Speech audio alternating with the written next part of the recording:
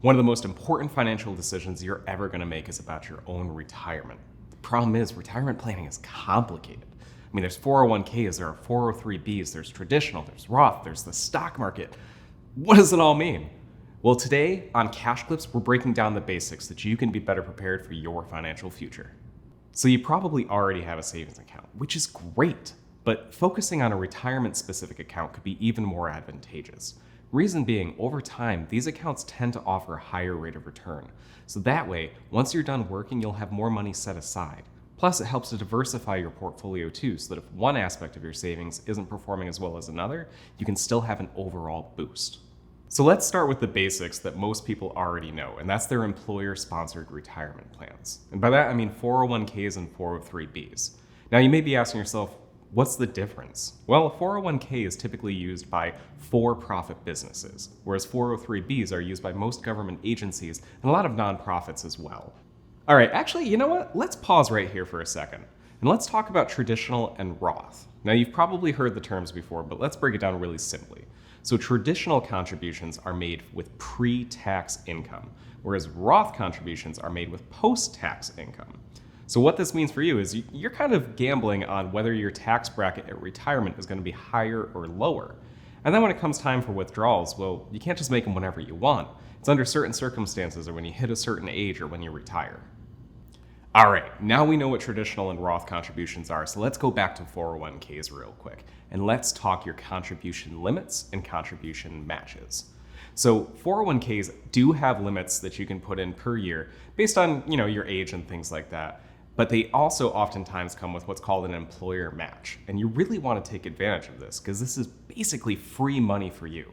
So your employer plan may actually offer up to 3%, 4%, 5% match for what you're contributing to your 401k. That can mean big money down the road. So we've talked about what your employer can do to set you up for retirement. Let's talk about what you can do on your own.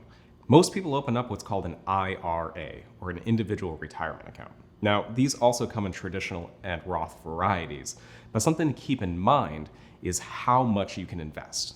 So IRAs actually do come with contribution limits, just like 401ks. And that limit can be based on both your age as well as your family status. Now, the thing to keep in mind with both 401ks and IRAs is that early withdrawal penalties can apply and they can be steep. So make sure that you're thinking about the long game and save those funds for retirement. Outside of 401ks and IRAs, there's the stock market. Now, the stock market all comes down to your tolerance for risk, because when the market's going great, your portfolio is going to be great. When it's not going so great, it may not be so great. So your best bet is to talk to a certified financial professional for the advice on how to make the most out of the stock market for your retirement plans. A big question to ask yourself before you start is also a simple one. What can I afford?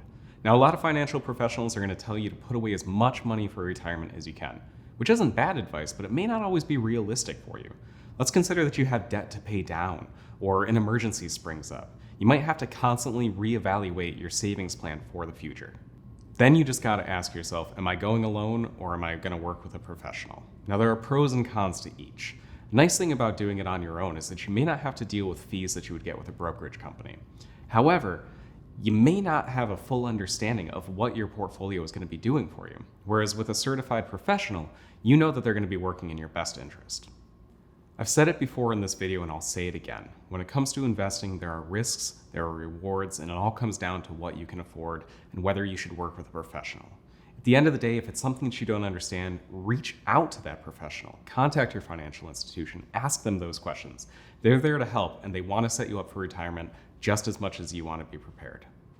I'm Devin from Visions, and I hope that you learned something about financial planning today. If you have more questions or if you liked the video, like and subscribe. We have a lot more great content out there, and I will catch you next time on Cash Clips.